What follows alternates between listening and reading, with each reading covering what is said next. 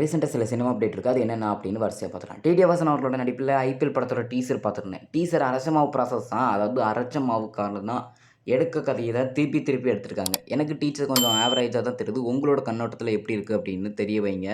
அவ்வளோதான். அந்த ஆரியன் மூவி இந்த படம் வந்து பார்த்திங்கன்னா விஷ்ணு விஷால் அவரோட நடிப்பில் வருது. இந்த படத்தை அவர் தான் ப்ரொடக்ஷன் பண்ணியிருக்கிறாரு.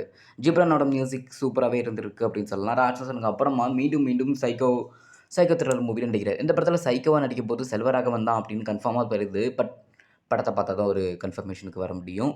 ஸோ என்ன தான் அந்த படம் கொஞ்சம் ட்ரெய்லர் பார்க்கறதுக்கு அப்படியே பேட்மேன் சாயலில் சும்மா டார்க்காக சூப்பராக கொண்டு போயிருக்காங்க அப்படின்னு தான் சொல்லணும். ட்ரெய்லரோட கட்ஸுமே அப்படி தான் இருந்துச்சு அப்படின்னு சொல்லலாம். ஸோ மூவிக்கு செமையான எக்ஸ்பெக்டேஷன்.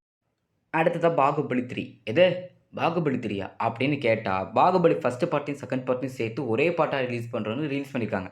ஐமேக்ஸ்லாம் ரிலீஸ் பண்ண போகிறேன்னு ப்ரொமோஷன் பண்ணியிருக்காங்க. இந்த படத்துக்கு யூஏ ரேட்டர் கொடுத்துருக்காங்க. 3 மணி நேரம் 44 நிமிஷம் டியூரிங் நேஷன் இருக்குது. இந்த படமும் அக்டோபர் 31 ரிலீஸ் ஆக போகுது.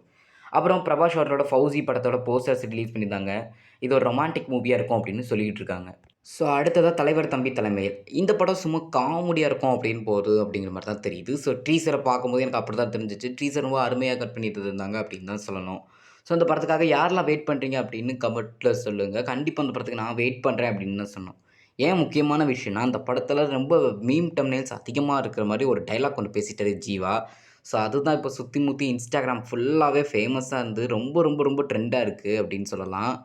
ஸோ அது என்ன டைலாக் அப்படின்னா, அப்படிங்கிறதுக்கு முன்னாடி அதில் ஒரு ஆளை தாக்கப்பட்டார். அது யாருன்னா, ஆஸ்கார் நாயகன் அப்படின்ட்டு அவரை கலாய்ச்சிக்கிட்டு இருக்கிற அளவுக்கு அந்த ஒரு மனுஷனை தாக்கப்பட்டு ஒரு டீசரை ரிலீஸ் பண்ணியிருக்காங்க. படிச்சு சொன்னேனேடா, கண்டிஷன்ஸை ஃபாலோ பண்ணுங்கடான்னு கேட்டீங்களா? வீடியோ முடிஞ்சு.